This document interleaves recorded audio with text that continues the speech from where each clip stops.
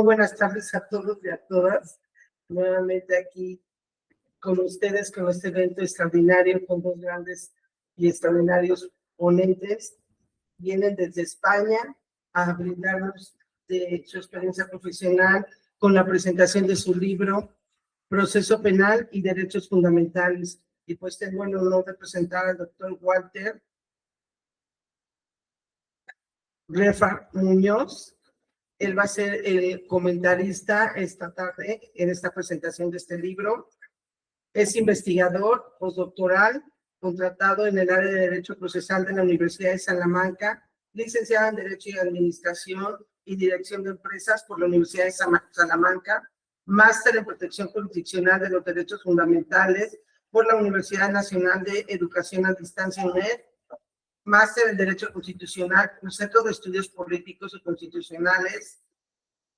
En 2001 obtuvo el título de doctor en Derecho por la Universidad de Salamanca con la tesis titulada La tutela colectiva de los derechos fundamentales y calificada con sobresaliente cum laude. Es miembro de la Junta Electoral de la Universidad y coordinador del máster en Teoría del Derecho y Argumentación Jurídica de esa misma universidad. Es autor de numerosas publicaciones, tanto a nivel nacional como internacional, en temas como los procesos colectivos y las garantías constitucionales del debido proceso. A su trayectoria ha sido galardonado con el primer premio en el concurso internacional para estudiantes de pregrado organizado por el Instituto Colombiano de Derecho Procesal 2012, el premio al mejor trabajo de fin de máster del Centro de Estudios Políticos y Constitucionales del 2018 y el reconocimiento por el trabajo y desempeño en temas de derecho procesal constitucional de la Barra Nacional de Abogados del Sistema de Justicia Penal de México 2019. Doctor en Derecho por la Universidad de Salamanca, España. Por la Universidad de Salamanca, España, catedrático de Derecho Procesal, full professor en la misma universidad. Expresidente del Instituto Iberoamericano de Derecho Procesal, miembro de la Asociación Internacional de Derecho Procesal y de la Asociación Internacional de Derecho Penal. Coordinador del programa de doctorado Administración, Justicia y Hacienda en el Estado Social. Ha resultado de estancias de investigación en las universidades de Kansas, Estados Unidos, Florencia, Italia y Treveris, Alemania. Ha sido profesor invitado en universidades de Argentina, Brasil, Colombia, Chile, Costa Rica, Ecuador, Estados Unidos, Francia, Guatemala, Honduras, Italia, Lituania, México, Panamá, Perú, Portugal, Uruguay y Venezuela. Le doy la más cordial bienvenida, doctor. Muchas gracias por estar aquí presente.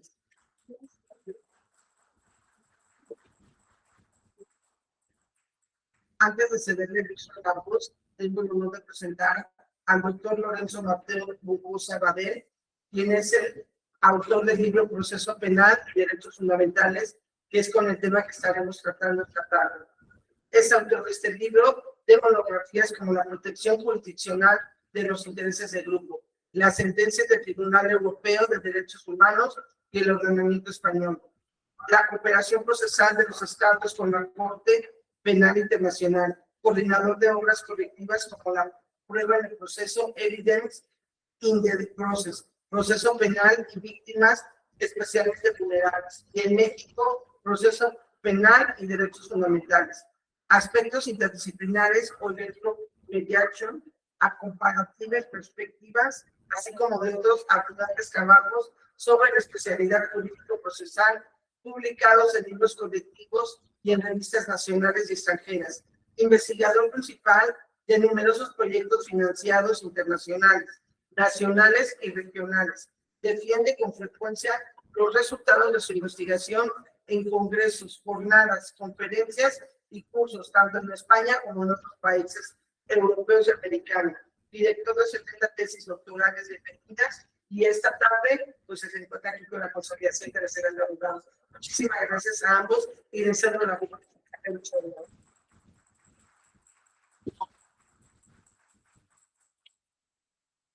Gracias.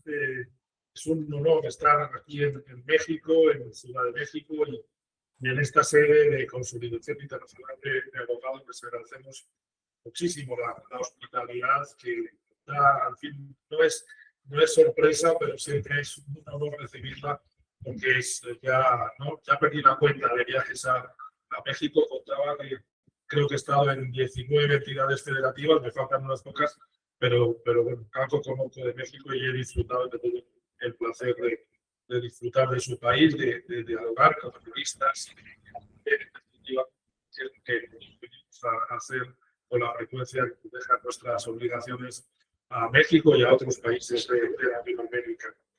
Efectivamente, como he visto, bueno, hemos trabajado en distintos aspectos, somos profesionistas, los dos, nos encanta el derecho procesal y nos dedicamos a él desde hace muchos años.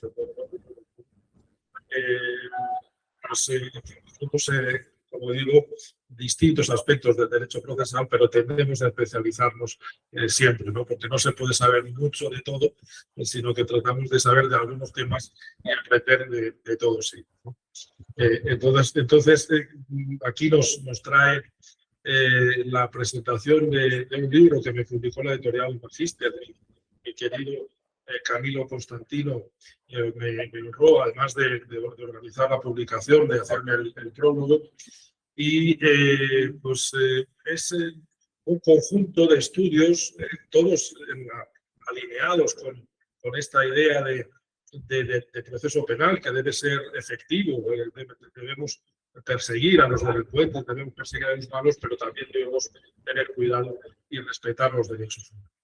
No es ninguna perspectiva original, ya desde hace muchas decenas de años que no queda más remedio que movernos en esta misma tesitura, ¿no? De tratar de que el derecho penal pueda aplicarse a aquellos que hayan cometido unos determinados hechos con trascendencia penal, que hayan cometido unos delitos, y solo a ellos, ¿no? Por lo tanto, el proceso penal en España separamos en la academia, nosotros somos básicamente académicos, separamos a aquellos que se dedican al derecho penal material que a aquellos que aplicamos y ya nos parece un terreno muy amplio el tratar de discernir, entender y proponer mejoras en el proceso penal, ¿no? Y la idea es efectivamente que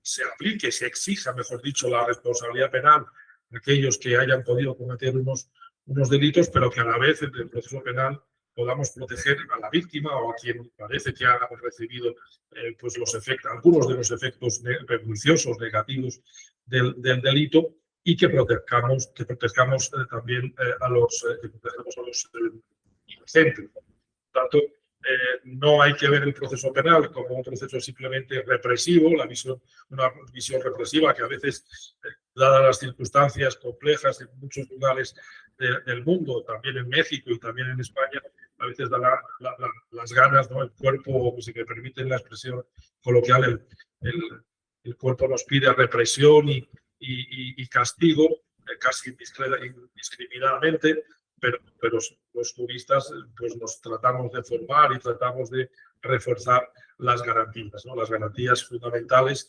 que se ha tratado tantos años en construir, que sobre todo respondieron a una radical oposición al derecho penal y al derecho procesal penal del antiguo régimen, al proceso inquisitivo que había en las monarquías absolutas, y que alguien, por ejemplo, para personalizar en un solo sujeto, pero hubo muchos, en el que es de Beccaria, que en su famoso librito de los delitos y de las penas nos dice, vamos a ver, la ilustración tiene que también aparecer en el derecho penal.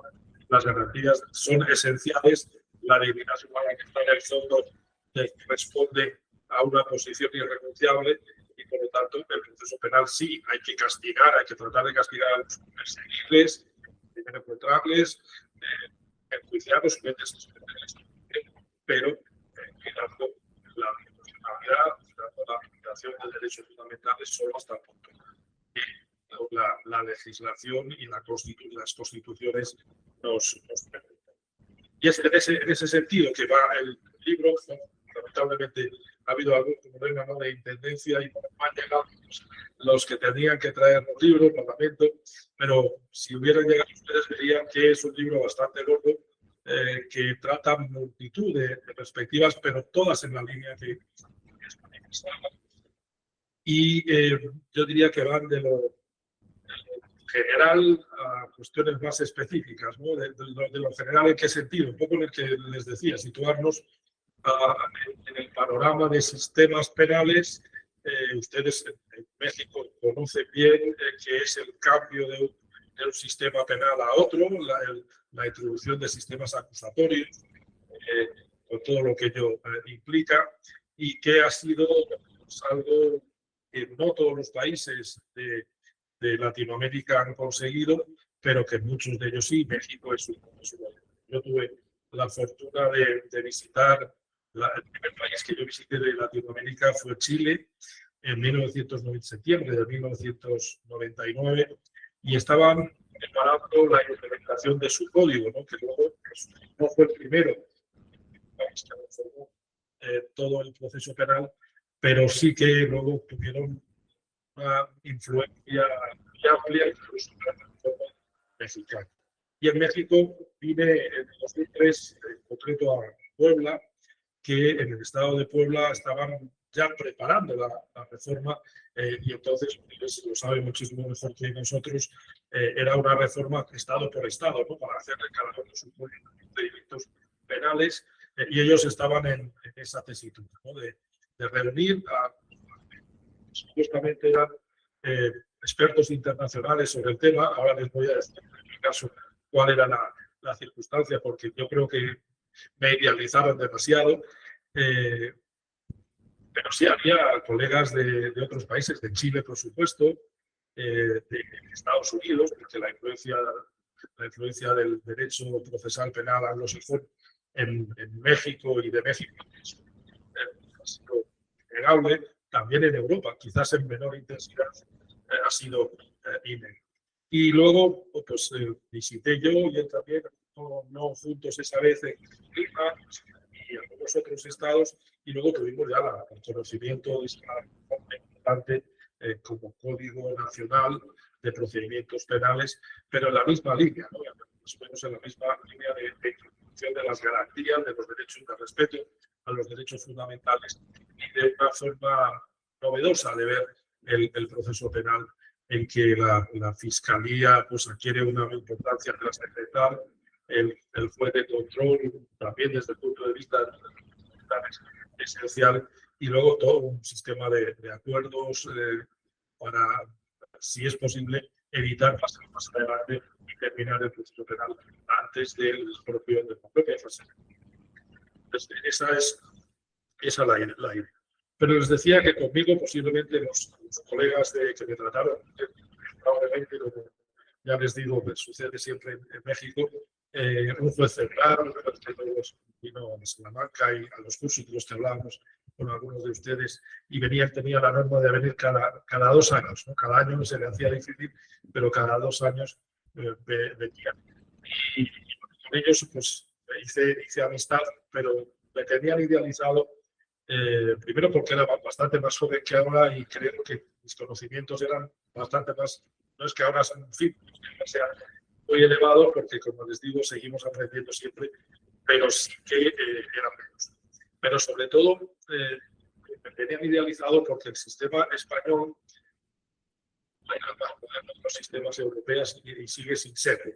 Les sorprenderá si les doy un dato.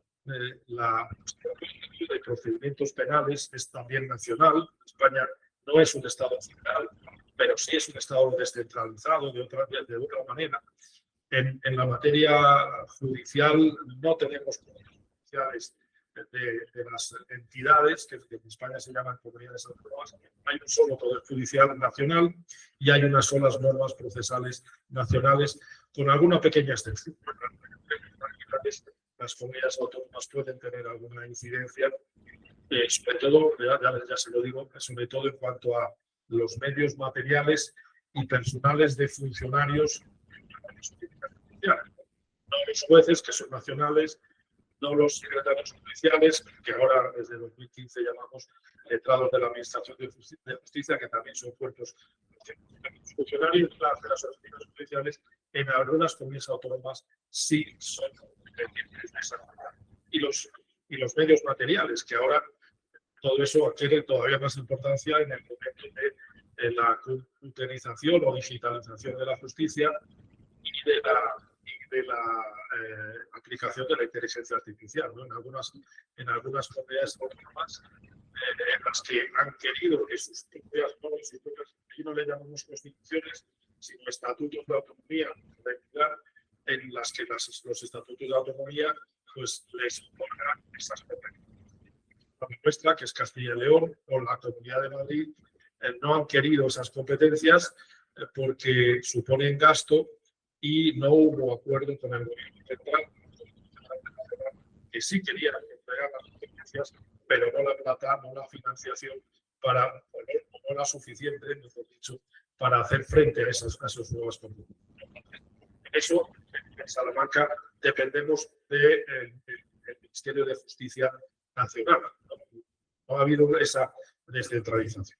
Pero les iba a dar un dato que todavía no se ha dado en el procesal, nuestro Código Nacional de Procedimientos Penales, que tiene un nombre tradicional, que es Ley de Enjuiciamiento Criminal, aunque somos conscientes de que es un código, así como su Código de Proceso Civil, se llama también Ley de Enjuiciamiento Civil, y eso nos viene del siglo XIX, que fue la primera ley de negocios de comercio, que fue la Ley de Enjuiciamiento de Negocios de Comercio en torno a 1830, la Ley de Enjuiciamiento Civil de 1855 y las leyes de enjuiciamiento criminal de 1892 y por los vaivenes políticos de esos años, esa ley de 1872 era muy avanzada en su tiempo, aunque hubo históricamente un retroceso en los últimos años. La compilación de 1879 supuso una regresión, volver al proceso inquisitivo, y ya en 1882, en el tiempo histórico, se conoce un poco la historia española, es el tiempo de la restauración católica, al tiempo de Alfonso XI.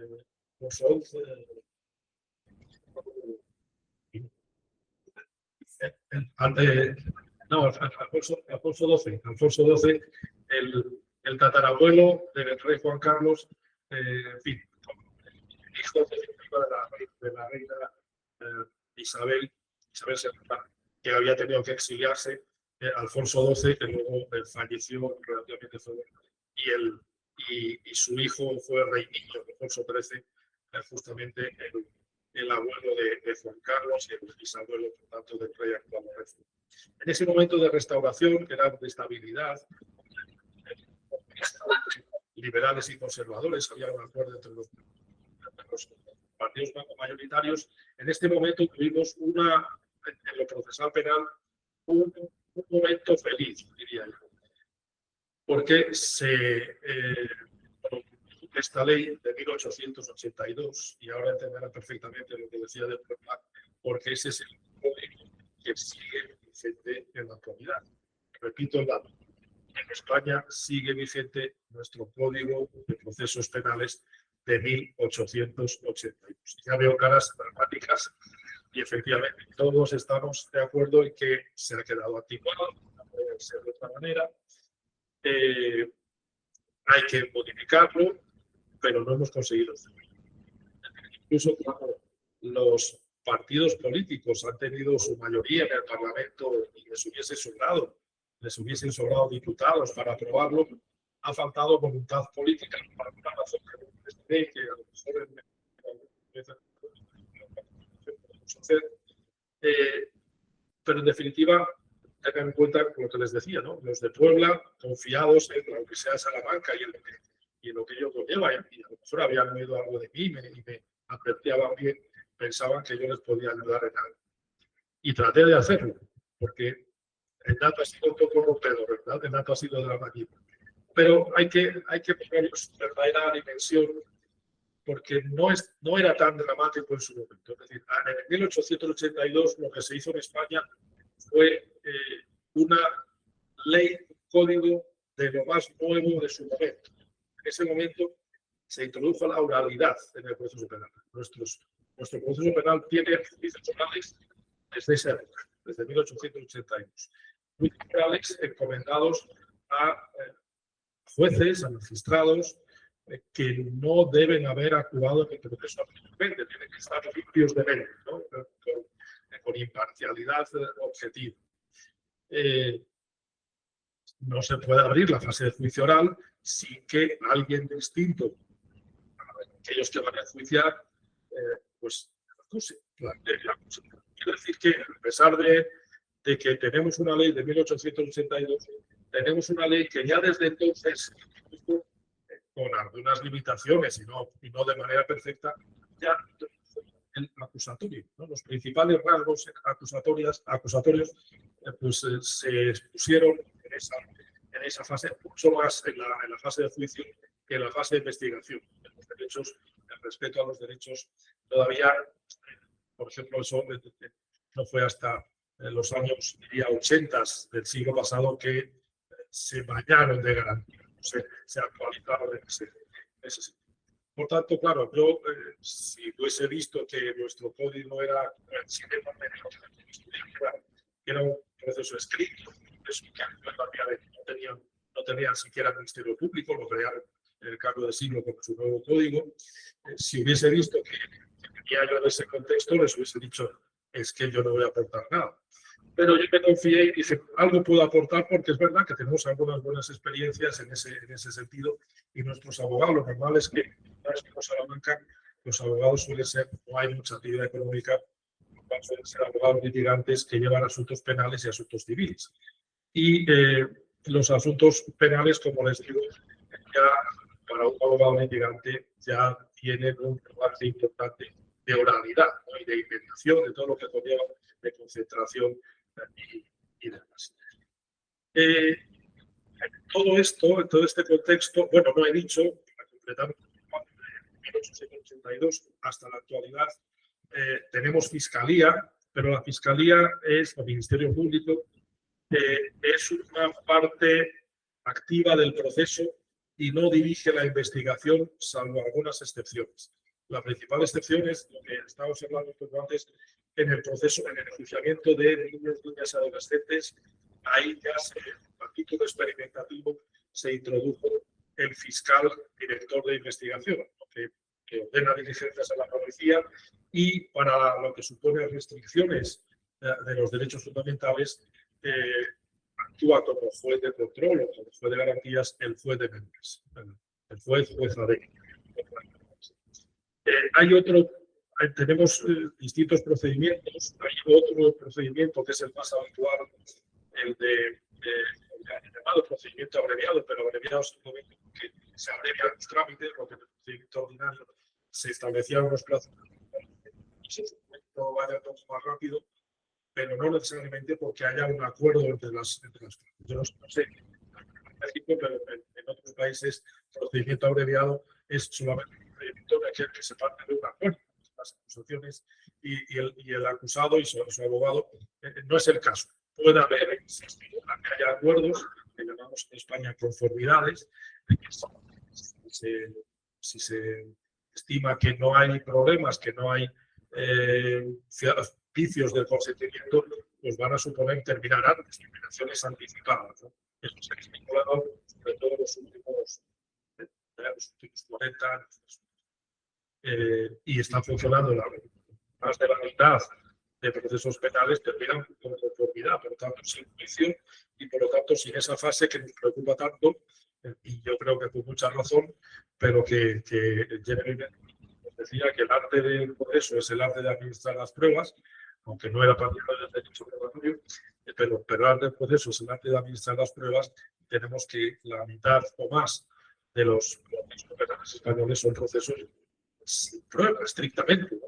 Son simplemente resultados de la fase de investigación que ya sostienen una acusación y el acusado que acepta o no acepta la pena que corresponde.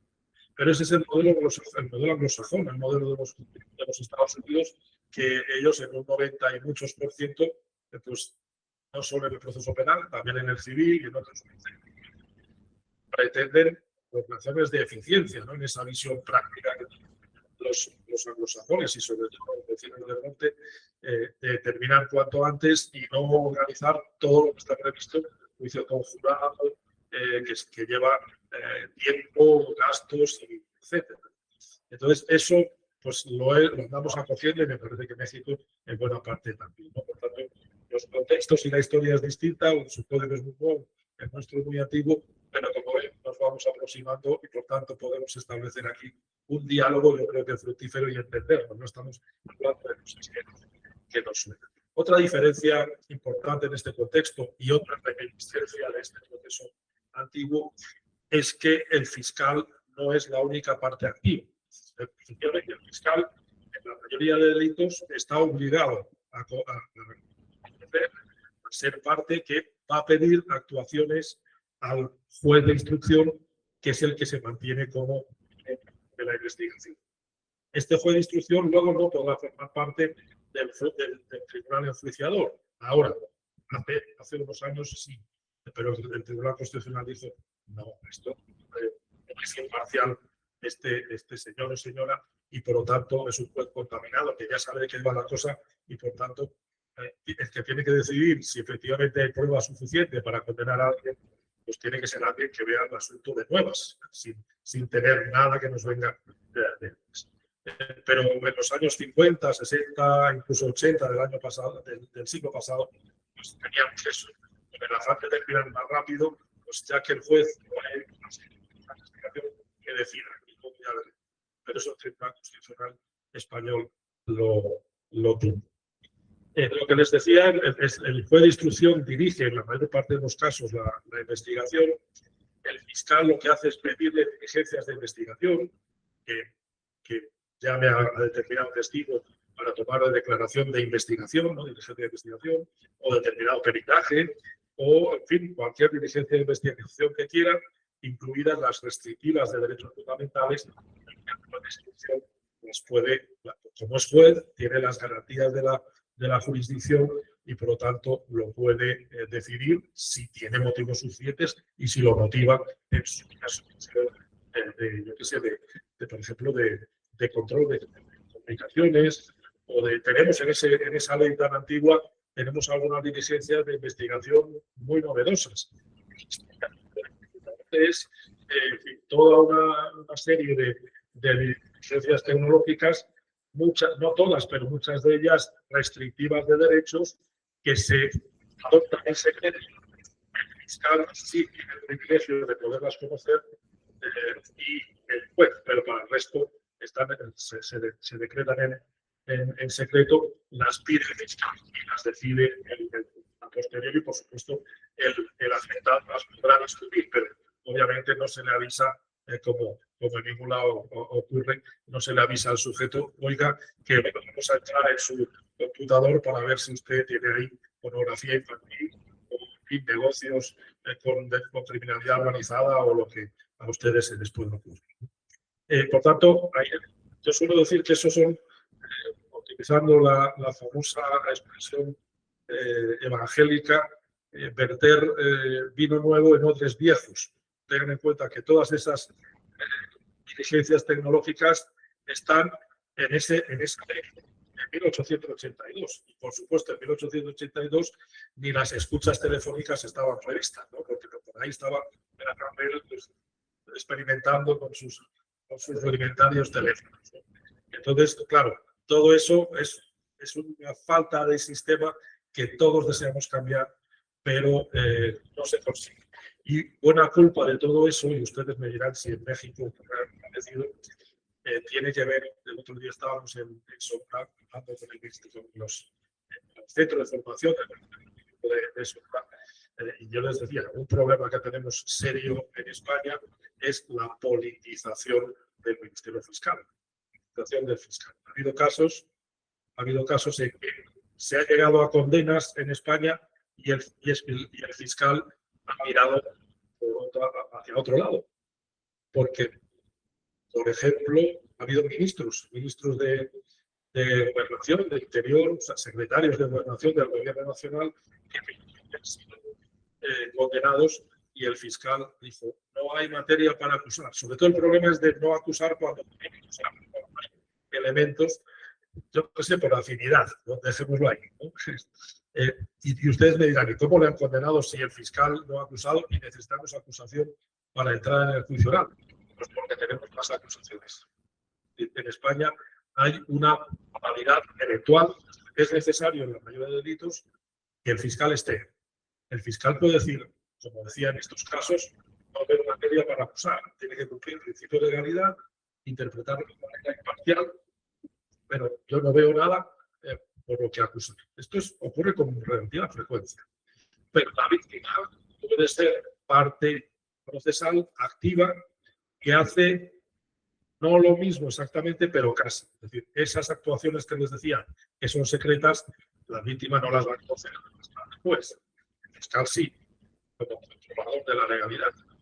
Pero la víctima puede pedir diligencias al juez, no lo he dicho, pero tanto el fiscal como la víctima, como otro sujeto que ahora diré, pueden pedir también la adopción de medidas cautelares. Es decir, la prisión provisional. En España no tenemos, nos han preguntado por todas partes sobre la prisión oficiosa, no tenemos nada para la prisión oficiosa.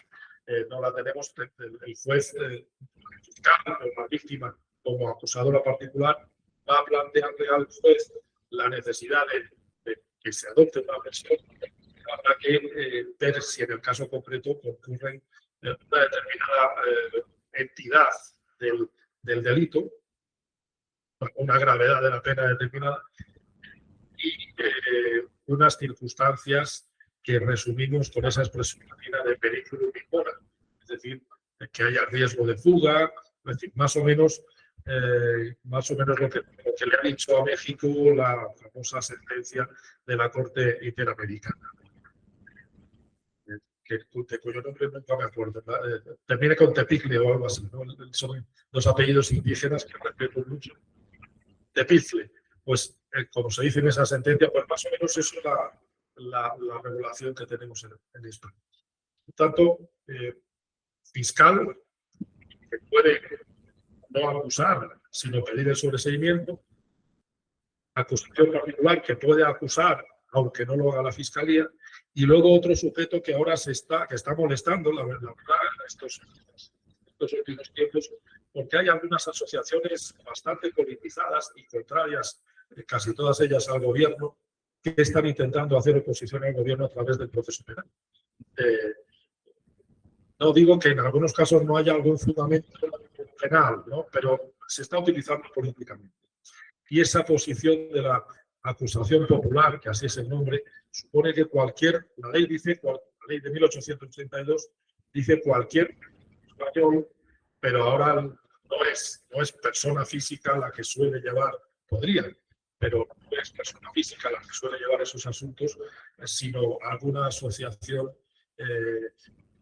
que simplemente, en teoría, lo que pretende es que se defienda la legalidad, en fin, defensa objetiva del ordenamiento, sin tener ninguna legitimación específica. No hay ningún derecho subjetivo, ningún interés legítimo directamente vulnerado, sino que simplemente lo que quieren es que si el Código Penal dice que matar a otro será castigado con tal pena, pues lo que quieren es que si se comprueba que ha matado a otro sea castigado con tal pena. Quiere que se aplique la ley sin más. Y como les digo, en casos en que la única acusación ha sido la acusación popular, procesos en que no hay víctima, y procesos en que el Ministerio Fiscal que no hay motivo como para acusar, y aún así, unas excepciones que tampoco hace falta entrar, pero hay casos en que el consiguiente con la acusación de acusación popular de ese está como fiscalía, ¿no? Viene a ser una fiscalía. Cualquier ciudadano puede actuar como si fuera fiscal. Obviamente, para la mayoría de los ciudadanos tenemos muchas cosas que hacer. No les digo a mis estudiantes de lo que es grado, lo que es la licenciatura. Les digo, bueno, ahora hay muchos procesos ahora mismo en los que nosotros tenemos derecho a ser parte, tenemos derecho a ser acusación popular. Por supuesto, no tiene sentido. ¿Qué sentido tiene la acusación popular? Tiene un sentido si tenemos en cuenta lo que les decía del Ministerio Fiscal, esa politización.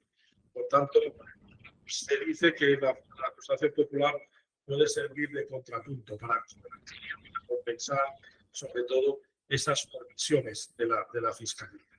Pero como les digo, pues hace falta vigilar un poco más la institución porque yo creo que en algunos casos es excesivo y es desmesurado. Depende luego, ahora el profesor Reifer me corregirá, me actualizará, pero depende un poco también si alguna de estas asociaciones politizadas encuentra algún juez especialmente sensible para ciertos temas, pues ya tenemos el negocio, ya tenemos el proceso penal y en fin, la complicación. Son procesos mediáticos normalmente y en fin. Para terminar, porque claro, a los profesores de universidad se nos da el micrófono y nos toleran nuestra palabra, pues podríamos estar hasta que nos toque tomarnos el vuelo en medianoche, ¿no? Y tampoco es el sentido de que no nos dejen volver a México. La idea es que darle la palabra a él, pero quiero completar el cuadro con cosas importantes y si él quiere abundar, pues que abunden también en ellas. Porque les decía que en este contexto, que ya era nuevo y bueno, en 1882, perfeccionable también, pero que fue para atrás en algunos aspectos en los años mitad del siglo pasado, un lavado de cara, diría yo, importante vino con la constitución posterior a la dictadura del general Franco. La Constitución de 1978, la Constitución parangonable, no a la venerable de 1917 mexicana, estamos en otro contexto, pero sí una Constitución que tiene lo que decían los franceses, que tiene que tener una Constitución, ¿no? Un catálogo de derechos y unos órganos de separación de poderes y destinados también a proteger esos derechos de los ciudadanos. Pues esa Constitución de 1978 supuso que por un autor español, con inspiración, ha dicho una lectura constitucional del proceso penal. Aquellos rasgos menos garantistas que teníamos en esa ley de 1882 y sobre todo en algunas de sus reformas, pues la Constitución y sobre todo el órgano supremo que de manera concentrada esa propia Constitución prevé para interpretar y para dar la última palabra en garantías constitucionales, que es nuestro Tribunal Constitucional, desde 1981 ha dictado muchas sentencias en las que incluso ha dicho que algunas normas del antiguo código o normas nuevas que habían modificado ese código inicial eran contrarias a los derechos fundamentales. Y entonces ahí se produce, como les digo, un lavado de cara, ¿no? Una limpieza garantística de la también lo podemos criticar a algunas cosas. El derecho no es aritmética y, por tanto, el derecho procesal 2 y 2 no son 4, ¿no? Hay que valorarlo de manera un poco más precisa. Pero yo creo que la labor del Tribunal Constitucional fue fundamental, fue muy importante para que toda esa sección primera del capítulo segundo, que es donde están nuestros derechos fundamentales, pues, cristalizara se implementara en la realidad procesal penal cotidiana. Y junto a esto hay un elemento que sé que, hablando de la sentencia y de la Corte Interamericana, que ha traído sus cuestiones no solo en México, no se sientan solos, Colombia también, y hasta en España tuvimos problemas sobre esta materia, pero me parece fundamental esa mirada supranacional, garantías fundamentales supranacionales del Convenio Europeo de Derechos Humanos, del Pacto Internacional de Derechos Civiles y Políticos, para lo que nos interesa en México, del Pacto de San José de Costa Rica y del órgano principal que se ha creado en esa propia convención de la Corte Interamericana del Tribunal Europeo de Derechos Humanos en Estrasburgo, también ha supuesto un lavado de cara, otra actualización garantística del proceso penal en España. Como les digo, no es una línea recta, no es lineal. Yo, para ser ya en la prehistoria, para ser profesor titular, había que contar el currículum y convencer al tribunal de que tenía algunos méritos para ser profesor titular. Si pasaba eso, luego había que hacer un trabajo de investigación sobre un tema de plena actualidad. 1994 elegí justamente el problema de que la primera condena a España del Tribunal Europeo de Derechos Humanos era un proceso penal en el que, básicamente, para resumir, el español había tenido en cuenta elementos de la fase de investigación y los había dado por sabidos a la fase de juicio. Es una cuestión que también interesa sin duda a México, porque a veces hay esa tentación, ¿no?, de decir, bueno, esto ya se ha trabajado en la fase de investigación, por tanto, una forma muy común de hacerlo en España en ese tiempo, darnos reconocidas las diligencias que se han hecho en la fase de investigación y fundamentamos la condena en ellas. Quiero decir, es que la fase plenaria, la fase central, es el juicio, donde se tiene que discutir de todo esto y donde se tiene que llegar a probar unos hechos, a valorar la credibilidad de los testigos, etcétera, etcétera. Pues en todo esto hubo un problema de que no se respetó las garantías procesables en ese proceso y se dijo que España pues, ha vulnerado el Convenio Europeo de Derechos Humanos. El problema fue que era un caso de terrorismo, no de ETA, no un terrorismo vasco, un terrorismo pequeño, terrorismo catalán. El caso dictó que a un empresario, los 3 terroristas le pusieron una bomba y se la pegaron al pecho con una cinta de estas adhesivas, de modo que le dijeron, si usted intenta quitarse la bomba, va a explotar. Y así pasó. Se murió el desdichado empresario y fueron los que llevaron, eran casos de terrorismo, los casos de la jurisdicción es centralizada, les llevaron, esto de Barcelona, llevaron a Madrid en Estrasburgo, en el Tribunal Europeo de Derechos Humanos, dijeron, este proceso se ha hecho mal, pero estas personas estaban en la cárcel.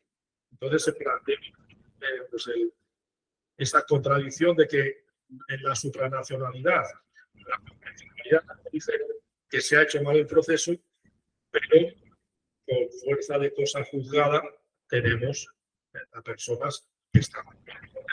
Y ese es el tema que yo elegí porque que tocaba puntos importantes y era problema. El problema era la vinculación de una sentencia externa entre los órganos jurisdiccionales. Y hay todo un calvario que se inició para ver cómo, si se podía o no se podía. Por ejemplo, el Tribunal Supremo, la Sala Segunda, que es en nuestra Corte Suprema, que se dedica a lo penal, dijo, no, si aquí hay cosa juzgada, aquí nada que hacer. Es decir, hay una sentencia con cosa juzgada, por mucho que nos hayan dicho que muy mal en Estrasburgo, no podemos darle eficacia.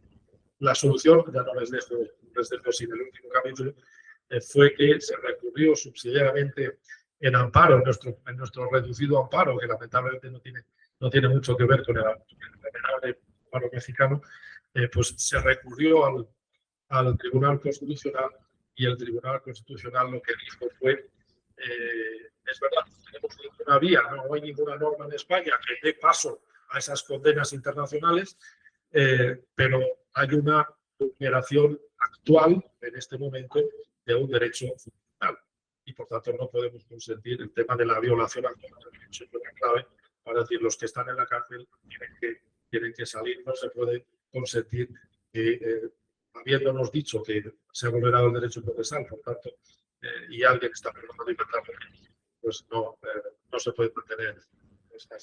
Pero bueno, ahora lo que tenemos desde 2015, es decir, muy recientemente, estos problemas eran de 1888, hasta 2015 no se incluyó una forma específica para dar entrada a las sentencias del Tribunal Europeo en el contexto español, que fue añadir un motivo más de revisión de sentencias firmes. Ahora tenemos la previsión de que en un año quien haya sido perjudicado por una sentencia judicial que luego en el Tribunal Europeo de Derechos Humanos nos haya dicho que es contraria al Convenio Europeo, uno tiene un año para que esa condena se revise. Es formalizar la entrada a esa cuestión. Pero ya me callo porque si no estaría hablando más y preguntando, ¿no? Porque aquí aprendemos mucho en este país. Pues muy buenos días a todos, tanto a vosotros, a vosotras, como a los y a las que nos ven desde casa. Es un placer estar en esta Asociación Internacional de Abogados y Abogadas para presentar un libro que creo que ya ha llegado. ¿Se acabó? Se acabó. Bueno, pues que está agotado, pero que está de acuerdo, pero que se puede encontrar fácilmente también, entiendo yo, por internet, ¿verdad? De hecho, buscándolo, pues he encontrado el índice de este libro, Proceso Penal y Derechos Fundamentales, que escribió Solvencia, ya lo han visto, el profesor y ha tratado, bueno, muchos de los temas que se contienen en el libro, no todos, evidentemente, porque si no, estaríamos aquí hasta la medianoche, pero sí ha comentado, yo creo que los elementos fundamentales, ¿no? Tiene una primera parte de este libro, que es la introducción del principio, todo el de facultades, de derechos, de principios que se derivan del sistema. Parte acerca de la víctima en el proceso penal, ya lo ha comentado la víctima en el proceso penal español tiene una posición muy especial, no solo como ofendida o como perjudicada por un delito, sino también desde el punto de vista procesal como parte acusadora junto a la necesaria acusación pública que permite el Ministerio Fiscal y la eventual acusación privada, vamos a decir, en particular de esta víctima y la acusación popular de cualquier ciudadano, como ha dicho anteriormente. Hay otra parte sobre el imputado y la investigación penal, sobre la directiva penal, y también hay otra parte sobre la decisión judicial. Todo esto aborda cosas abordadas por cosas con bastante solvencia, con un profundo diálogo, un espíritu de diálogo entre España y otros países de América Latina. Ese diálogo muy fructífero y que vamos a iniciar en cuanto también mucho más breve que él, también para dar un espacio para el diálogo. Y desde una perspectiva es de derechos fundamentales y de derechos humanos.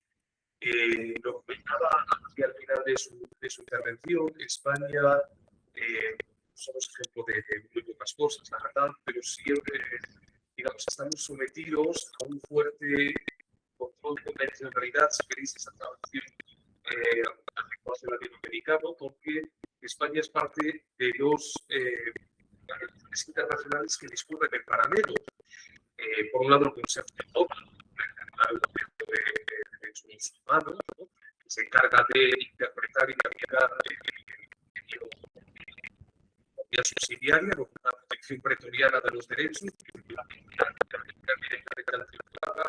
mi país seleccionado de derechos, y por otro lado, la Unión Europea. Digamos que el Consejo de la Seguridad es similar a la Organización de Estados Americanos, y la Unión Europea sería algo parecido a Mercosur o a los tratados de libre comercio que afectan al México, una organización internacional de colaboración, no solo de colaboración, se ve la integración que nació con una cuestión puramente económica y pasó a ser también de derechos y de derecho. No es decir, que los instrumentos que aprueban los órganos de la Unión Europea pasan a formar parte directamente, con algunas ramificaciones, en general son directamente aplicables.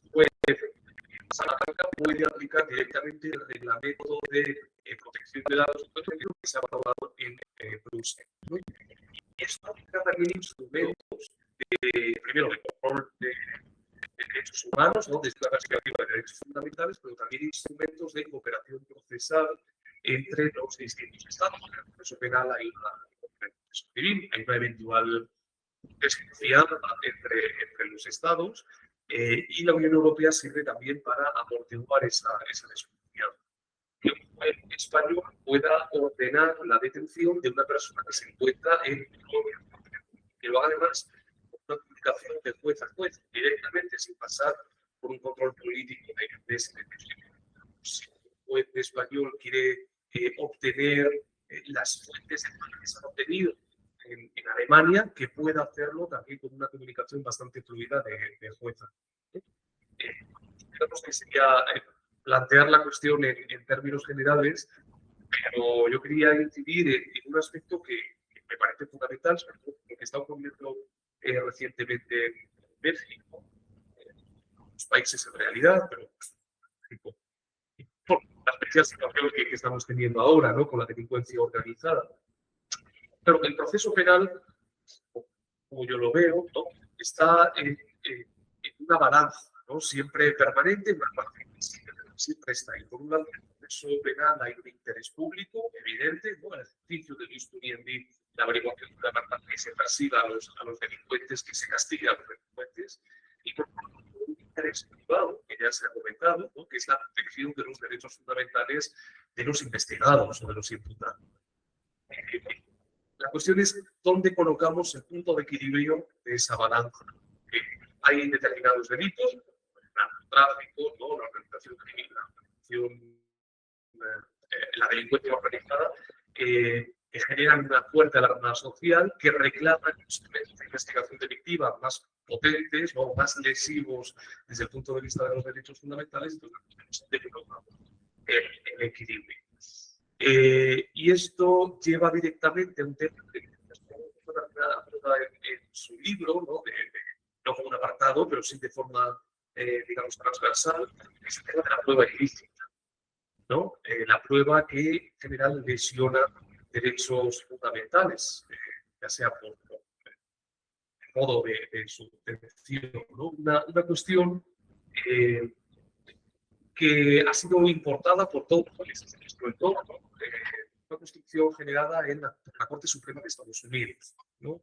La Corte Suprema de Estados Unidos en 1914 crea la regla de exclusión de las pruebas ilícitas, es decir, las pruebas que lesionan derechos fundamentales no pueden ser incorporadas al acervo probatorio de cargo, no pueden desvirtuar la presunción de inocencia y por tanto no pueden aventar una sentencia de condena. ¿Dónde está el fundamento de la regla de exclusión de las pruebas ilícitas? Si ustedes toman la Constitución de Estados Unidos, van a ver que lo que tiene la Constitución es una constitución puramente orgánica, es decir, no hay derechos.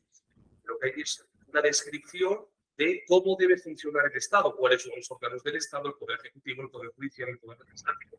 Pero no hay derechos. Los derechos vienen anexos, digamos, a las enmiendas, ¿no? Entonces, la Corte Suprema de los Estados Unidos en un primer momento consideró que la regla de exclusión era una garantía implícita de las propias enmiendas de los Estados Unidos. En un primer momento, porque aunque pueda parecer sorprendente, desde 1976, la Corte Suprema, y lo quiero leer literalmente para no poner en boca palabras que no son, en una sentencia de 1976 dice: el principal propósito de la exclusión de las pruebas ilícitas, si no el único, es evitar futuras conductas policiales ilícitas, ¿no? Es decir, que la regla de exclusión de garantizar los derechos a través del efecto disuasorio de actuaciones policiales ilícitas y para proteger los derechos fundamentales que se encuentran en la Constitución. Este efecto jurisprudencial puede parecer, eso nos puede pasar desapercibido, pero que afecta a todos los países también. Este giro jurisprudencial desmantela la regla de exclusión, desconstitucionaliza el fundamento de la regla de exclusión, que deja de formar parte de las enmiendas y pasa a formar un remedio profiláctico de conductas policiales. Esto tiene consecuencias. En primer lugar, que el sujeto activo de la violación debe ser un policía, ¿no? Que si el fundamento es la disuasión de conductas policiales ilícitas, el agente activo de la violación tiene que ser el policía, y no se puede aplicar la regla de exclusión si el policía actúa en cárcel, ¿no? Esto es muy interesante. No me quiero detener demasiado en esto, pero lo podemos debatir porque, como digo, se trata sobre todo de establecer un diálogo. Y anexo a la prueba ilícita está la doctrina del árbol de los frutos envenenados. Ustedes conocen que es el profesor que hoy cumpleañero ha mencionado, ¿no?, relacionada con el proceso civil, pero también en el proceso penal. Es decir, la ineficacia o la inutilización estabilidad de una prueba ilícita debe alcanzar aquellas pruebas que, siendo lícitas en sí mismas, derivan de una prueba ilícita, ¿no? Y sobre esto hay una serie de, bueno, jurisprudencial también de la Corte Suprema de Estados Unidos, sobre la que se han ido introduciendo estas excepciones, ¿no? El nexo causal atenuado, es decir, que la conexión entre la conducta policial y legal y el descubrimiento de la prueba refleja esté tan atenuada, ¿no? Está tan en el que se pueda medir la prueba refleja, o el descubrimiento inevitable. Se excepciona la aplicación de la regla de exclusión si la prueba refleja hubiera sido inevitablemente descubierta. En definitiva, se trata de considerar absurdo rechazar una prueba ilícita si toleramos sus consecuencias. Pero el hecho de que se hayan establecido tantas excepciones a la regla general hace que la regla de exclusión, sobre todo cuando tratamos de delincuencia organizada o delitos que generan la norma social, como decía antes, no se aplique nunca. Estudiamos excepciones adaptadas al caso para aprovechar las pruebas reflejas o para incorporar al acervo probatorio de cargo lo obtenido por estas pruebas reflejas, ¿no? Tratar de desmantelar el nexo de causalidad cuando la gravedad de la infracción sea muy fuerte, ¿no? Y el delito sea muy fuerte. Yo casi me callaría aquí, ¿vale? Porque quiero sobre todo dejar espacio al diálogo, así que, bueno, si tiene alguna duda o una consulta, por supuesto, pues queda bastante.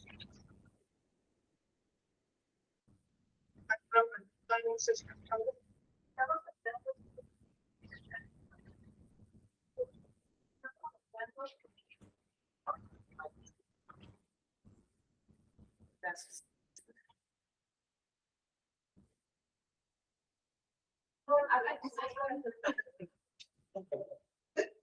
Muchas gracias por la excelente exposición. De verdad, es muy alentador escucharles y ver que pues hay posibilidad para seguir trabajando juntos, para ir perfeccionando lo que está pasando en nuestros ordenamientos, que también pues veo que son susceptibles de irse perfeccionando. Y a propósito de todo esto, esta parte la que mencionó el peligro de la demora, para sobre todo las medidas cautelares. Quiero pensar entonces que estas medidas cautelares datan de 1882 en ambos ordenamientos civiles y penales. ¿Pudiera ahondarme más al respecto? Porque sí estamos teniendo aquí pues muchos casos, vicisitudes también en la aplicación de medidas cautelares, y sobre todo para hacer uso de este gran peligro en la demora, porque se está abusando de este peligro, y me imagino que en el peligro penal también para tratarse de la prisión preventiva. Ojalá me pudiera abonar más a este respecto.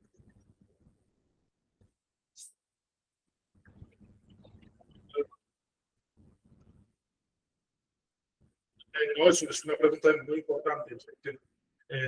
Incluso desde... Sí, claro. Aquí hay varios planos. Un plano que es la constitucionalización de esa necesidad de las medidas cautelares, que nos viene también de Estrasburgo y del Tribunal de Justicia, y de ahí al Tribunal Constitucional, que nos viene a decir la tutela cautelar forma parte de la tutela judicial efectiva. Es decir, puede no haber tutela judicial efectiva, que es que está en el 24.1 de nuestra Constitución, pero no concreta mucho más. Ha sido el Tribunal Constitucional el que, entre otras cosas, ha dicho que si no hay medidas cautelares puede que nos encontremos una frustración de esa efectividad de la tutela, ¿no? Pero claro, en las medidas cautelares, como también en esas diligencias de investigación que les dije, hay un protagonista que yo diría oculto, un protagonista oculto, transversal también en toda la que se refiere a la garantía de los derechos fundamentales en la Constitución, y también en lo que hablaba el profesor Reifert, que es el principio de proporcionalidad. Es decir, hay que aplicar medidas cautelares, pero de manera proporcional, no hay que restringir más de la cuenta derechos, más de lo estrictamente necesario, no abusar en ese sentido y tanto, no solo en lo penal es más morboso y más peligroso también, ¿no? Y más delicado. Diría, delicado, cuando uno tiene un problema civil, a lo mejor se le cae el mundo y es igualmente delicado, ¿no? Pero como si comparamos, evidentemente no es el mismo grado. Pero también cuando hablamos del proceso civil o de cualquier otro, pues necesitamos tutela cautelar en algunos casos, en muchos casos, y en los casos en que los hechos justifican que haya de manera proporcional a que se aplique alguna restricción de un derecho subjetivo ordinario o de un derecho subjetivo de alcance constitucional, habrá que hacerlo. Pero claro, la tentación en algunos casos es abusar, efectivamente, como usted dice. Y eso ocurría en España, como yo creo que ha ocurrido también en otros sitios. En España teníamos, en esa regulación antigua de la prisión provisional, como no es la única medida cautelar personal de la ley de enjuiciamiento criminal, pero es la medida reina, ¿no? La medida que no solo restringe, sino que te priva de un derecho fundamental y tiene mucha apariencia de pena anticipada, ¿no? Cuando todavía esta persona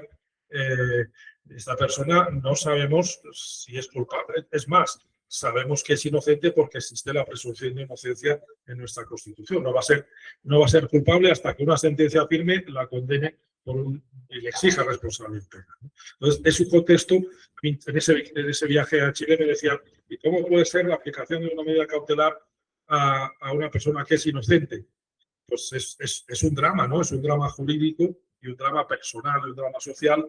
Ahí tiene que estar, obviamente, el principio de proporcionalidad, es decir, solo en la medida que sea necesario aplicar esa medida, aplicar esa si es la menos restrictiva de derechos de las que se podían aplicar, y una valoración de proporcionalidad de caso en concreto, porque aunque cumplamos las otras, hay que ver las circunstancias concretas del sujeto. Todo eso ha sido parte de ese baño constitucional que les decía de nuestra legislación. Y aquí, sí.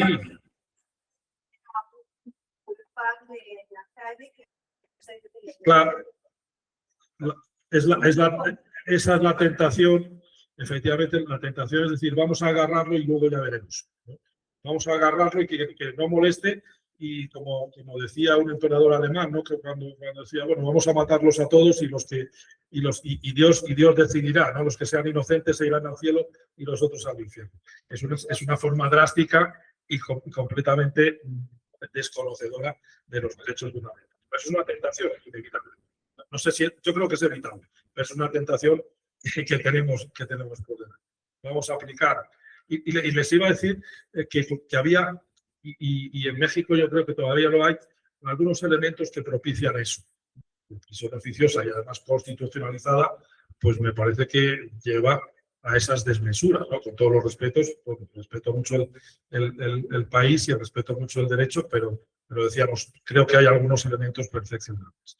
En España teníamos una cláusula, una expresión en la regulación de la ley de enjuiciamiento criminal, que era la de alarma social. Es decir, un delito ha producido alarma social.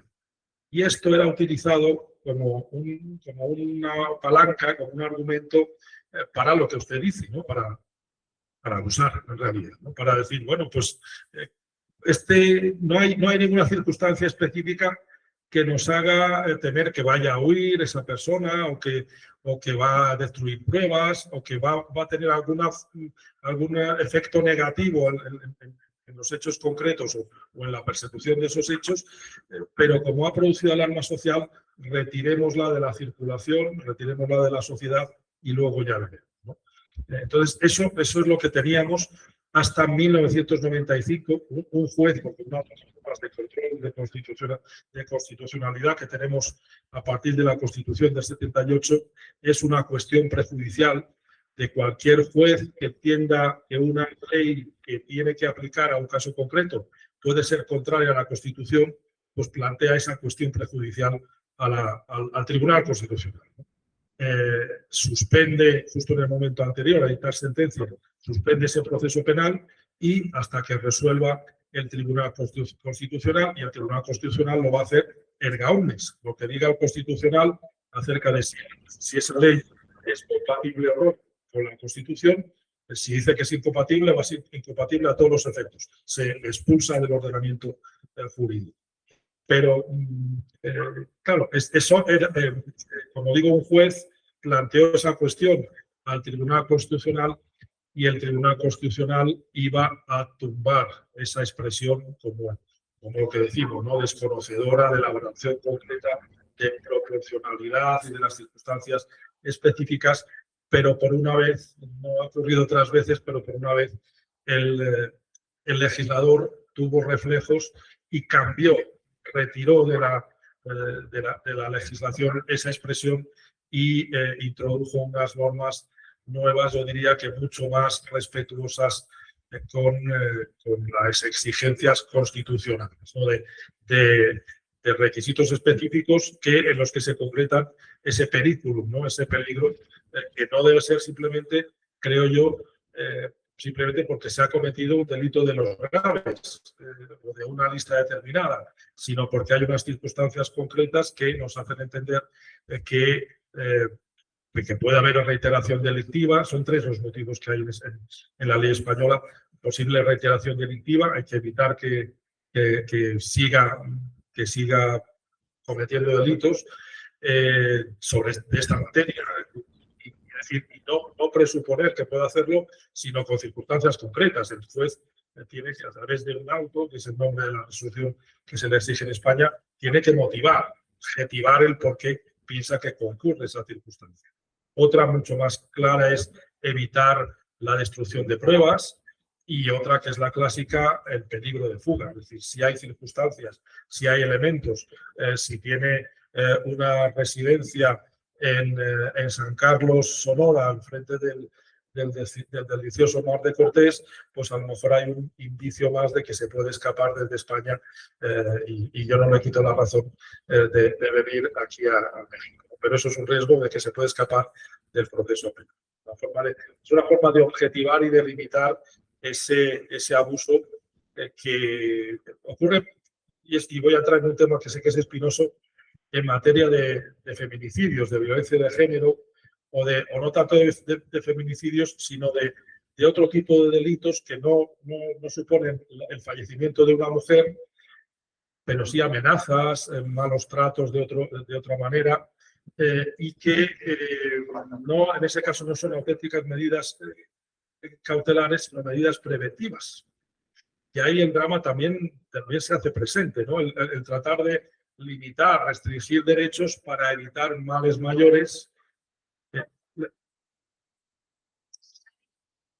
Estrictamente, medida cautelar, yo entiendo que en buen concepto es aquella medida, en cualquiera que sea el proceso, que pretende asegurar la efectividad de la sentencia.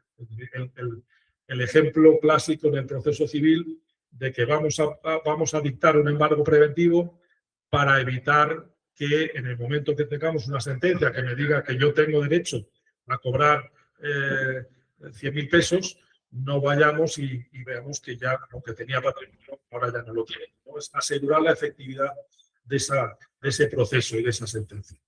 Hay en el derecho relacionado con violencia de género, que decimos en España, además de esas medidas cautelares que también existen, hay otras medidas que lo que pretenden es prevenir otros delitos, ¿no? Que también pueden estar justificadas, pero que ya no se refieren exactamente a este proceso, sino a procesos ulteriores por hechos ulteriores, ¿no? Que también tenemos que evitar, ¿no? Esta también es una función del derecho en la medida que podamos evitar nuevos delitos, ¿no? La medida preventiva, pues las hay todo un catálogo. Medidas de alejamiento, medidas de alejamiento de la persona, medidas de privación, incluso de patrias potestades o de ciertas relaciones familiares para evitar, por ejemplo, algo que lamentablemente se ha hecho famoso en los 2 últimos o 3 años, es lo que llamamos la violencia vicaria, ¿no? Hay padres, pero hay padres que para vengarse de la exmujer pues hacen daño, incluso matan a los hijos, ¿no? Entonces, la violencia vicaria, violencia indirecta, y eso ha supuesto modificaciones también del ordenamiento para también perseguir esas barbaridades, ¿no? Claro, todo eso conlleva la misma idea, es decir, se le acusa a alguien de algo, pero hasta que tengamos una sentencia en que hayamos comprobado que esto es así, pues... Pero claro, pero al mismo tiempo hay que evitar que haya más daño, ¿no? Entonces, esa es otra... Claro, eso es, esa es la idea, ¿no? Pero la verdad es que luego en la legislación, les decía, nuestra prisión provisional tiene 3 finalidades declaradas, auténticamente cautelares son solo 2. La otra de impedir reiteración delictiva es una finalidad más preventiva que cautelar. Pero en el fondo eso son más disquisiciones académicas y conceptuales, porque en el fondo es que se aplique una medida de restricción o privación de libertad para evitar alguna de esas finalidades. Sí, claro, sí, nuestro derecho es más, estamos en la misma tradición. Yo diría que la tradición viene de Roma, pasa por España y viene a México y a los distintos países, ¿no? Estamos en el mismo tronco, aunque obviamente las influencias luego han sido mucho más plurales y la influencia anglosajona en los últimos años ha sido muy fuerte y sigue siendo. En parte viene de barricar, es decir, de poner entre rejas, de poner entre barreras para proteger, en este caso, un bien, o sea, que viene claramente del derecho romano. Más comentarios, sí.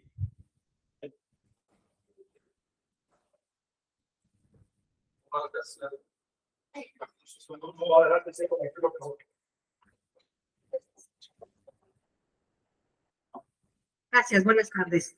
Felicidades por su exposición. Y bueno, pues viendo que nos puede aportar mucho, yo me quedé un poquito con la duda.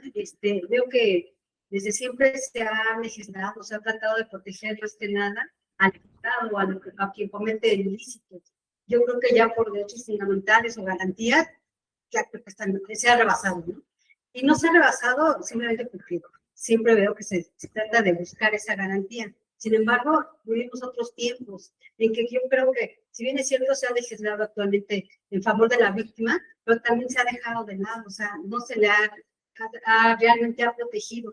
Porque anteriormente, en el procedimiento anterior, en materia penal, el mejor abogado era el propio juez, que de acuerdo a los elementos que se le aportaban por las partes, él podía determinar si era culpable o no. ¿Sí? Pero actualmente, con el procedimiento oral, creo que se está dejando en desprotección a la víctima, porque el Ministerio Público no integra bien la carpeta de investigación.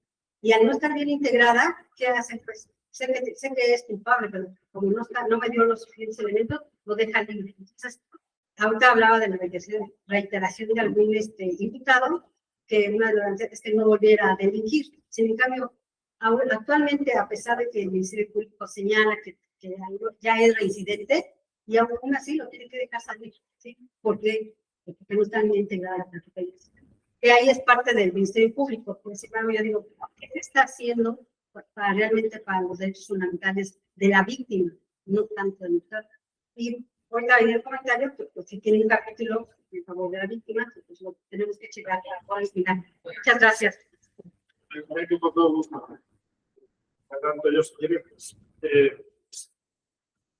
en Europa se está describiendo que valía quizás, porque ha habido casos que a lo mejor México debe de considerar, pero valía esta descripción que usted, este resumen que acaba de ofrecernos, describía muy bien la situación de muchos países europeos. Es decir, preocupación por el imputado, preocupación por aquella persona a la que atribuimos unos hechos, pero la víctima descuidada. Yo me atrevería a decir que en España algo menos, por lo que decíamos antes, porque en España, desde 1882, a la víctima se le daba un tiempo adicional, es decir, poder ser parte activa en el proceso, a través de abogado, que pudiera defender sus propios derechos en el propio proceso. Pero aún así, en España también hemos tenido que hacer reformas amplias que nos han venido de Europa. Lo que decía esa vertiente europea de un club de estados que quieren integrarse más porque parten de valores jurídicos y valores políticos semejantes, entienden que deben, a lo mejor algún día llegamos a construir una federación europea, ahora mismo esto está lejísimos, pero a lo mejor estamos en el embrión. Quiero decir que, ¿y cómo estamos en el embrión desde el punto de vista del derecho procesal? Esto tiene una historia, depende cómo se mire, botella medio vacía o medio llena. Yo procuro ser optimista y digo que en estos últimos 25, 28 años ha habido un cambio fundamental en Europa desde el punto de vista de esa integración que partió, como decía Walter, de lo económico, pero aquí que ha ido a lo político y a lo jurídico, se ha ido creando un espacio judicial europeo en que efectivamente la cooperación se ha simplificado. El juez puede pedir una actuación procesal a un juez polaco y viceversa. Eso es una corriente, pero lo que ahora me interesa para responderle tiene que ver con una tendencia complementaria y que si uno lo mira bien pues es un éxito. Yo creo que muy imperfecta todavía, hay mucho que hacer, pero es un éxito en el sentido de, para facilitar esa cooperación, que decíamos, debemos asegurar que en Polonia y en España, en todos los países que vamos creando ese espacio judicial europeo, tengamos unos mínimos garantizados. Una armonización de normas. ¿Para qué? Pues para que el juez polaco, cuando el juez español le diga, mándame a ese sujeto que tienes tú en tu demarcación, el juez polaco esté tranquilo y diga, no, es que lo mandamos a España y en España los mínimos se cumplen. Y si no se cumplen, hay mecanismos de control para que se cumplan, ¿no? Entonces, en ese sentido, la primera norma de armonización que hubo en Europa fue justamente una decisión marco sobre garantías mínimas que debe tener la víctima en todos los países de ese espacio judicial europeo. Pero no fue suficiente, era una norma, la verdad, cortita. A través de una decisión marco, ¿cómo actúan las decisiones marco? Son normas europeas, no son los reglamentos, que decía él también, el reglamento sí que nos dice, el reglamento de protección de datos, reglamento de inteligencia artificial, esto debe ser así y se aplica directamente a todo el territorio de la Unión Europea. Esos son los reglamentos. Las decisiones marco, y luego se sustituyeron por, viene a ser lo mismo, el nombre cambió, directivas, tienen una eficacia indirecta. Son normas que se dirigen a los que tienen en cada país la iniciativa legislativa para que introduzcan, para que inicien el procedimiento de creación legislativa de normas con un contenido mínimo. Esas decisiones, marco o ahora directivas, dicen tiene que haber tal, y es un texto articulado. Luego, cada país, cada legislador lo podrá completar con una reforma al código, con una ley especial, con las dos cosas a la vez, es decir, el cómo ya es decisión de cada país, pero el resultado tiene que ser que todos regulan como mínimo estas indicaciones. Y como digo, en los primeros años del siglo hubo esa norma sobre la víctima, pero no bastó y en 2012 se hizo una nueva directiva sobre las garantías de la víctima, que en España, que ya digo, yo creo que no conozco bien el derecho procesal penal de todos los países europeos, pero yo creo que éramos de los que más protegíamos a la víctima, pero aún así pareció poco y se introdujo una ley especial, por supuesto cambios en el código, pero una ley especial que es lo que conocemos como Estatuto de la Víctima. Y en el Estatuto de la Víctima hay muchas cosas. Por un lado, unas medidas que deben establecerse extraprocesalmente. Una persona simplemente acude a un juzgado donde tiene que haber una oficina de protección de las víctimas en todas las demarcaciones del territorio y ahí debe tener una protección primaria, elemental. Luego ya veremos si efectivamente ha habido un delito o es que se ha cortado el dedo, pues ellas son. Pero en principio, si se afirma víctima y vemos algún indicio de que puede serlo, pues hay que aplicarle unas medidas beneficiosas. Y luego hay medidas procesales también, medidas de perfeccionamiento de su posición en el proceso. Y aún así, pues me puede decir, no basta, porque efectivamente sigue habiendo problemas, sigue habiendo a lo mejor situaciones que son dramáticas. Ya les he hablado ahora de la violencia vicaria, que es otra manera de victimizar, ¿no? Y en esa ley, el Estatuto de la Víctima, todavía hay otra posición, otra sección más adicional y más problemática, que son las víctimas vulnerables. Cuando la víctima es un niño, una niña, cuando es una persona discapacitada, que también tiene derecho a esa protección y derecho a que se haga justicia. Como digo, tenemos un catálogo en que desde luego se ha detectado el problema que usted nos planteaba, se le ha tratado de dar respuesta y todavía hay problemas, como decía, de la violencia vicaria y demás, y yendo en el sentido contrario, hay otra cosa que no me gusta, a lo mejor porque una persona cercana a mí la tuvo en violencia de género, por ejemplo, simplemente por denunciar, porque una persona denuncie, si por ejemplo una mujer denuncia que el marido la ha pegado, eso supone que ya no puede tener custodia compartida. Me parece que eso puede ser un abuso si no tenemos más indicios, porque eso, mi mejor amigo lo que padeció es que tuvo una denuncia, fue un divorcio crítico, un divorcio dramático. El día de su cumpleaños, su exmujer le puso una denuncia penal por malos tratos físicos que nunca se comprobaron, nunca se consiguió, que pasaron en la fase de investigación, pasaron a psicológicos que tampoco existían y por tanto no se notó nada y la cosa quedó con un archivo lamentablemente provisional, porque los jueces tampoco quieren cerrarse el paso y hacen lo que en España decimos decretar sobreseimientos provisionales. No libre, que es lo que se merecía esa persona, porque la conozco bien y lo puedo decir. Pero ese hecho de que le plantearan la denuncia el 10 de octubre, que es su cumpleaños, pues supuso que tenían una niña que además tiene 1 mes y medio menos que mi pequeña, que Carmen, mi hija pequeña, pues, y eso suponía que de cara al divorcio que se tramitaba paralelamente, él ya no podía optar por una custodia compartida. Entonces, claro, a veces los abusos van por un lado y por el otro, y no es tan fácil, ¿no?, delimitarlo, porque la realidad es mucho más rica que las normas. Se voltea a ver el interés superior de la niñez. El interés superior de la niñez. Entonces, si el niño, inclusive tenemos la facultad para nombrarle un abogado al niño, porque los intereses de los padres ya están contradictorios. Entonces, si para el interés superior del niño, ahorita de entrada le convendría más estar aún con el progenitor que tiene la denuncia, el abogado nos los tiene que hacer valer. Y quizá, a lo mejor no ahorita dar una guardia y custodia, pero sí no interrumpir la visita y convivencia.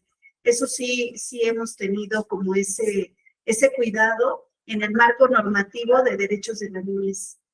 Siempre, tratándose de los problemas de los progenitores, siempre volteamos a ver con unos lentes especiales el derecho de infancia. Me parece una adecuada, me parece mucho mejor que la legislación española. En teoría, en España, eso se hace también en interés del menor. Tenemos en una ley de protección jurídica del menor del 96, en que hace menos tiempo que se introdujo todo un larguísimo artículo para desmenuzar qué es eso de interés del menor.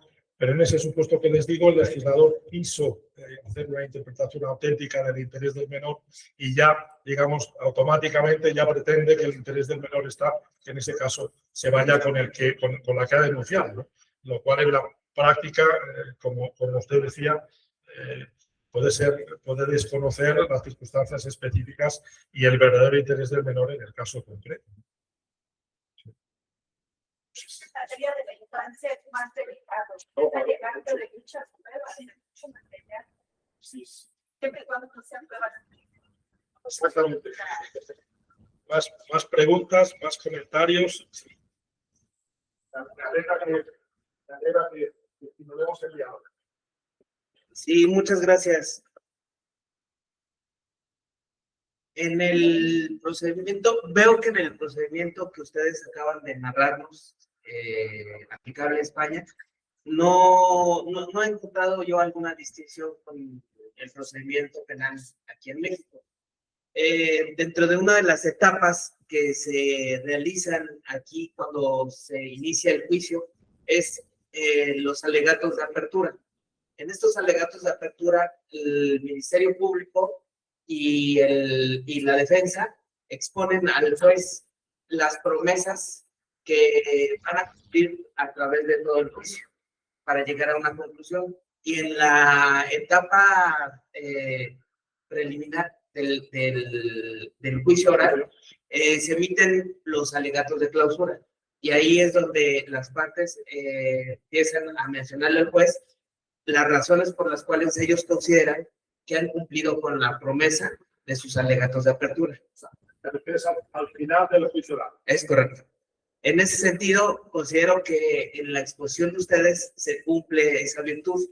Es decir, han cumplido con la promesa que nos realizaron desde el principio y que era utilizar el método deductivo partiendo de lo general a lo particular, y considero que bajo esas premisas hemos podido comprender con exactitud las partes del procedimiento penal de España que son totalmente compatibles con las de México.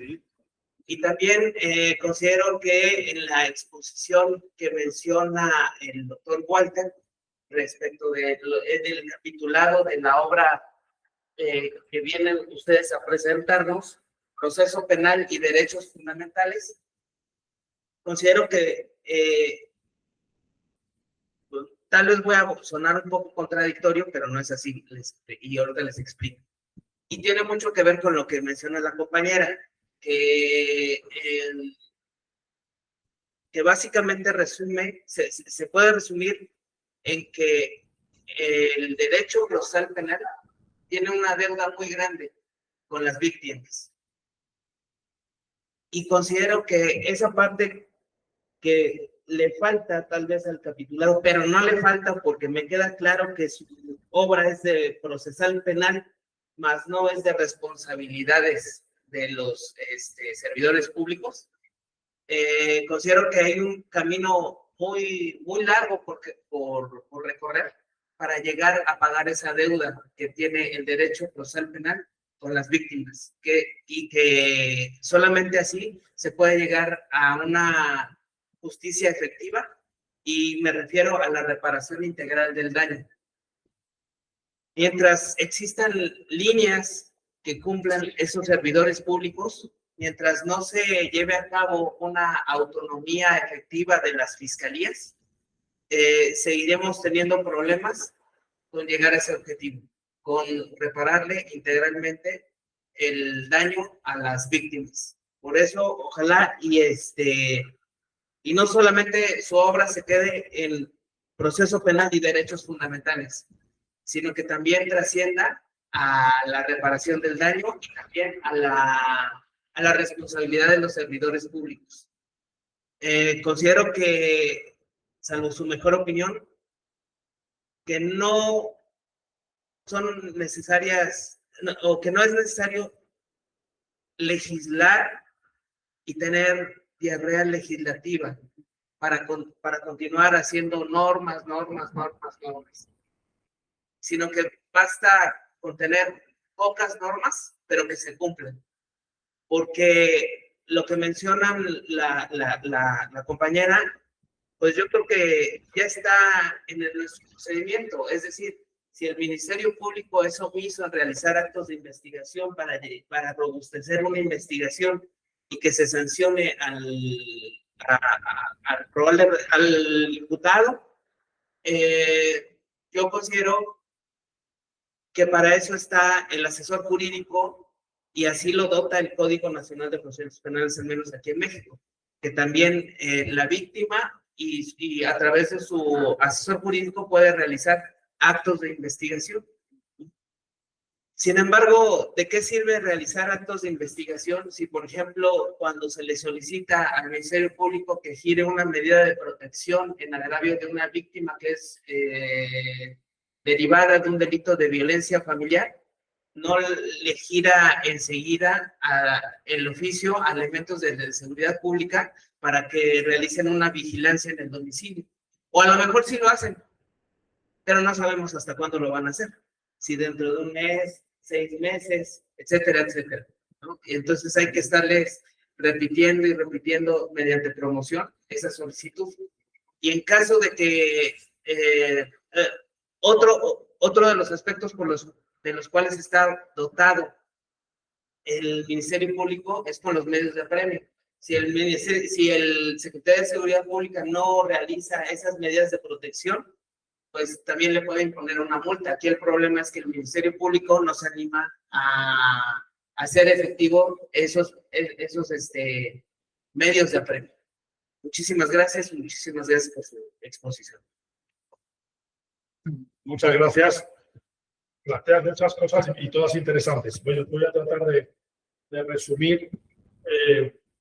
Es verdad, la estructura general pues, del proceso penal español es muy similar. Luego, los detalles y los sujetos cambian, como les contaba, y efectivamente cambia el nombre según procedimiento. No creo que no les he dicho, no les he resaltado que no tenemos un solo proceso por delitos, sino que tenemos demasiados, dependiendo del tipo de delito, de la cuantía de la pena y demás. Pero en todos ellos tenemos una fase, en el juicio oral me refiero, al inicio una comparecencia preliminar que se ha reforzado ahora por lo que se refiere a procedimientos más complicados, en el que se depura la existencia, por ejemplo, de pruebas ilícitas, se da la posibilidad de conformidades y se termina de concretar la pretensión punitiva. Y otra pretensión a la que me refiero. Y al final, después de la prueba, tenemos la fase de informes y conclusiones en que las partes del proceso, las activas, que ya les he dicho que pueden ser varias, fiscalía, víctima, como acusador particular, el acusador popular, que plantean como consecuencia de la práctica de las pruebas, le dan al juez o al tribunal su visión. Ha habido tantas declaraciones testificales que van a mi favor. Normalmente, claro, uno se calla las que les favorecen, pero se trata de dar pie al juez para que resuelva a través de las calificaciones definitivas, a través de ese último planteamiento. Ahí hemos tenido un problema y yo tengo una objeción seria con respecto a eso y me imagino que suena raro en México porque donde lo he dicho ha sonado rarísimo. Es decir, ¿qué sucede si se acusa y por tanto se abre el juicio oral, se practica la prueba y después de la práctica de la prueba en que el juez ha estado presente, el fiscal cambia de opinión y dice yo ya no acuso? Yo retiro la retirada de la acusación, pero la retirada de la acusación en el momento final, cuando el juez ya ha visto, ya ha escuchado a los testigos y ya tiene su convicción. Pues la conclusión que tenemos en España es que el juez o el tribunal queda vinculado a lo que le dice el fiscal. No puede condenar por mucho que él se haya convencido de lo contrario. Yo creo que eso es una interpretación desmesurada del acusatorio. Es decir, es una interpretación del acusatorio como si fuera un dispositivo civil, cuando no estamos ante un derecho disponible del fiscal. Estamos ante la aplicación del principio de legalidad y el ejercicio de la función jurisdiccional del juez. El juez no pierde imparcialidad por poner en una sentencia lo que ha visto y justificar por qué tiene algo distinto al fiscal. Pero hay problemas que me parece que al fiscal le damos demasiado. Y fíjense que no es un fiscal tan potente como el mexicano, ¿no? Pero luego le damos la llave para que si no quiere no se le castigue por mucho que haya habido juicio. Eso por un lado. En segundo lugar, decía pretensión punitiva, acusación, pero en España, al lado de la acusación de la pretensión punitiva, se presenta lo que llamamos la pretensión civil de resarcimiento. Es decir, para obtener la indemnización de los perjuicios, la reparación de los daños, la restitución de la cosa robada, de la cosa dañada, de la cosa destruida, con abono de los menoscabos, etcétera. Es decir, y eso se plantea en todos los procesos penales, los delitos perseguibles de oficio, automáticamente. Aunque en ese proceso solo tengamos el fiscal que actúe, el fiscal está obligado a ejercitar ambas pretensiones. Con lo cual tenemos en los procedimientos penales un procedimiento paralelo por los mismos trámites de naturaleza civil dirigido a esa restitución en la medida de lo posible, lo más integral posible. Pero claro, ahí sí que opera el principio expositivo. Estamos hablando de derechos privados, estamos hablando de derecho civil, de responsabilidad civil derivada de los hechos que por un lado suponen delito, pero por otro lado también pueden dar lugar a esa indemnización, esa reparación. Por lo tanto, el titular de ese derecho tiene la facultad de renunciar, de disponer, es decir.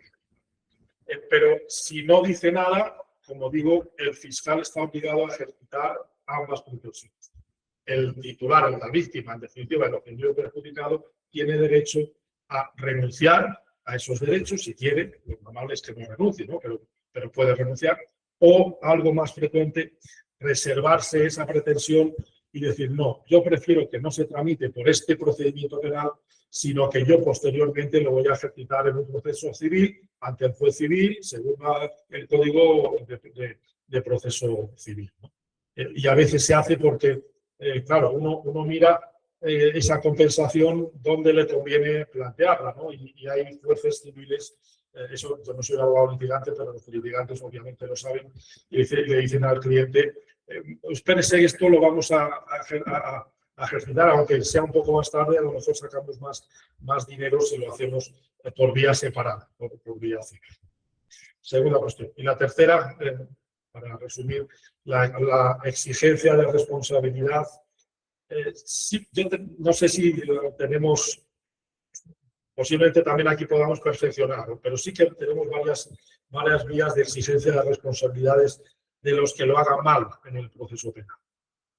Les diré un caso concreto que acabamos de tener. Ha sido condenado justamente el fiscal general del Estado de España por una actuación en un proceso penal. O sea, fíjense hasta dónde llega la exigencia de responsabilidad. Ahí lo dejamos al margen tanto él como sé qué piensa sobre el asunto, que es muy parecido a lo que pienso yo. En ese caso ha sido un problema político más que jurídico, ¿no? Pero se le ha exigido responsabilidad a este señor por su actuación en un proceso penal relacionado, ya se lo cuento porque es breve, un proceso penal en que no ha terminado. Se exige responsabilidad penal por delitos fiscales al novio, a la pareja de la señora presidente de la Comunidad de Madrid, que no es, pero actúa como líder de la oposición, ¿no? Es la que ideológicamente actúa, porque tenemos un líder de la oposición, creo que débil, y le convendría, no sé si se entiende en mexicano, pero en español de Salamanca, diríamos, le está comiendo la tostada todo lo que puede. Entonces, pues ahí hay sus más y sus menos, y es un problema político. Pero exigencia de responsabilidad. Y luego tenemos algo que ustedes no tienen, y también podemos comparar, que es si el que ha hecho algo mal es un abogado. Si el que ha hecho responsabilidad del abogado, en España, por tradición, claro, por tradición y por también historia política, venimos de un Estado que era corporativo, muy parecido a los estados, al fascismo italiano, de Mussolini y demás, que era la dictadura del general Franco. Pero no fue la dictadura de Pinochet en Chile, que fue una dictadura que en lo económico era muy liberal, ¿no? En España fue todo lo contrario, ¿no? Era un Estado corporativo y una de las corporaciones sólidas eran los colegios de abogados. No digo que sigamos con esa estructura corporativa, pero sí que el origen está ahí. Y viene de más atrás, ¿no? Del Estado de los reinos medievales y demás. Pero se ha mantenido por esa Y luego se ha seguido manteniendo porque la verdad es que los colegios de abogados son muy fuertes, ¿no? Hasta el punto que, por ejemplo, en las universidades sí tenemos en Salamanca clínica jurídica, pero no nos planteamos que esa clínica jurídica sea que nuestros estudiantes, con la tutoría de algún profesor, puedan proteger a personas desfavorecidas. Los colegios de abogados nos saldrían a degüello, lo impedirían, porque son muy potentes, ¿no? Y quieren ser ellos los encargados de todo esto. Y también son los encargados de que si algún abogado, hasta el punto, debo decirlo porque se me estaba pasando, hasta el punto que nuestras normas dicen que el término abogado no se nos puede aplicar ni a él ni a mí, sino solamente a quien esté inscrito en un colegio de abogados como abogado ejerciente, es decir, como abogado litigante. Y en España, si ustedes iban allá o reciben algo en español, van a tener esa cuestión, ¿no? Esa dificultad terminológica, porque en toda Latinoamérica, pues el término abogado es para quien ha estudiado Derecho, para quien tiene la carrera. No es así, ¿no? En España no es así. Por tanto, ahí ven la importancia que tienen los colegios de abogados también para exigir responsabilidad disciplinaria a sus colegiados, ¿no? Hay un procedimiento, una norma de exigencia de responsabilidad con sanciones y demás. Y luego también, dependiendo de los procesos de cada código, pero por ejemplo en el Código de Proceso Civil, en nuestra Ley de Procedimiento Civil, hay algunas normas que han sido tachadas de autoritarias, pero en las que el juez puede aplicar sanciones, y no solo sanciones procesales, puede aplicar sanciones a las partes y a los abogados de las partes si hay alguna actuación procesal pues, con mala fe. Se habla de buena fe procesal y ahora incluso, por si nos faltara algo, que yo creo que no nos faltaba mucho, el año pasado se ha incluido un concepto que está pendiente de estudio comparativo con respecto a este concepto de mala fe procesal, que es el de abuso de proceso. El concepto de abuso de proceso es algo que puede constatar un juez y puede sancionar en consecuencia porque alguien ha abusado del proceso. Es decir, que hay distintas vías, posiblemente no sean suficientes si se escurra algún problema, porque así es el derecho, ¿no? Es muy difícil prever todo. Pero hay algunas vías que tratan de satisfacer esa inquietud que usted pone.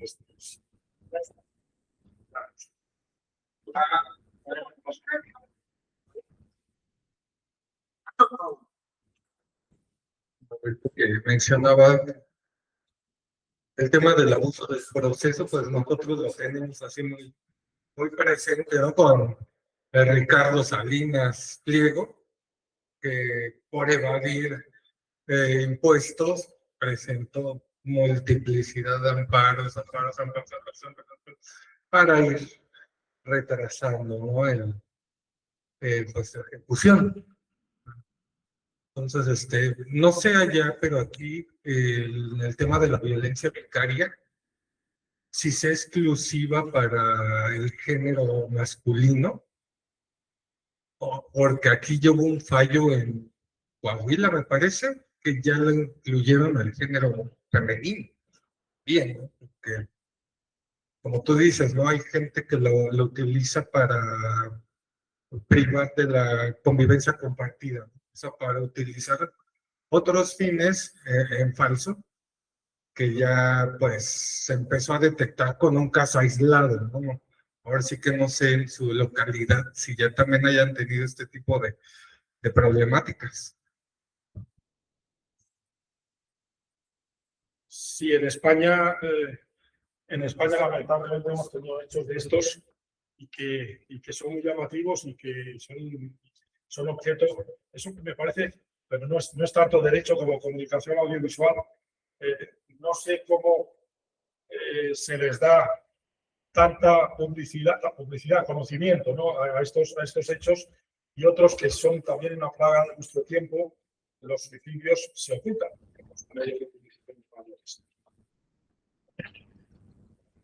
En el piso de arriba de mi casa, una pobre señora se tiró por la ventana.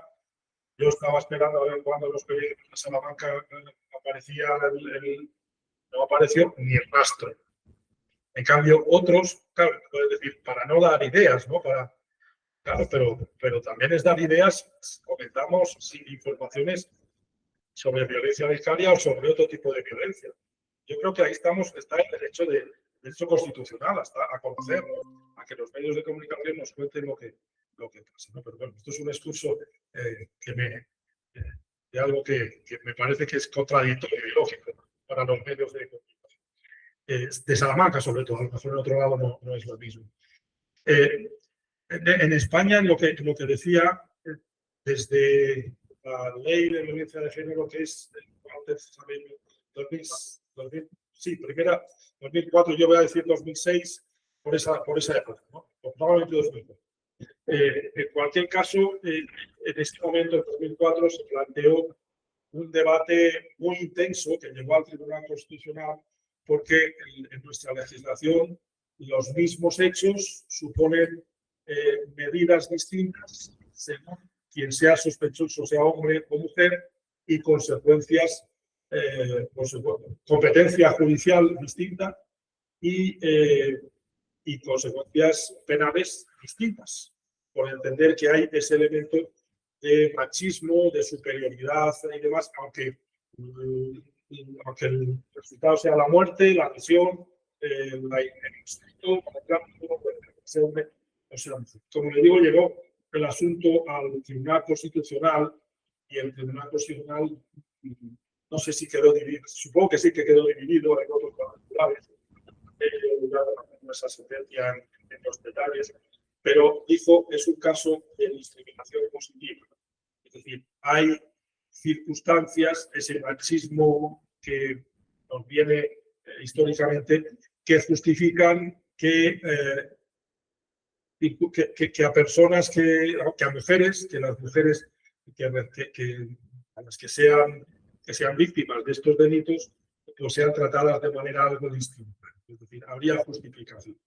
Pero aún así tenemos un problema porque, claro, la normativa española es limitada, no cumplimos las exigencias del Convenio de Estambul, que trata de manera convencional sobre esos temas, porque exige que haya habido una relación matrimonial o muy semejante a la del matrimonio. Si aún así se trata, ya no digamos, matrimonios del mismo sexo, y sobre todo si es un hombre, ahí no había elemento teóricamente de machismo.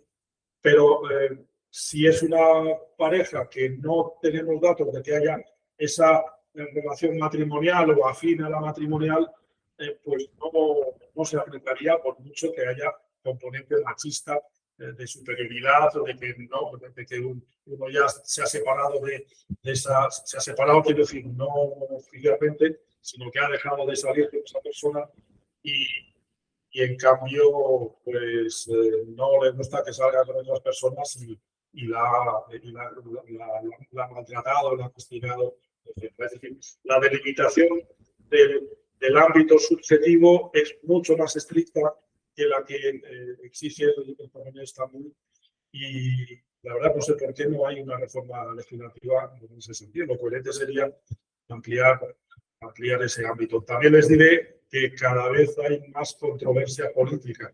Es decir, hay un partido político que está creciendo cada vez más en cada encuesta y en cada elección, que niega esa particularidad y esa necesidad de discriminar positivamente a la mujer en esos casos. Por tanto, yo creo que ahora está un poco más complicado y hay una cuestión más complicada en ese contexto. ¿Algún comentario más? ¿Alguna cosa? ¿No? Pues cuestión de quedar aquí derrotado.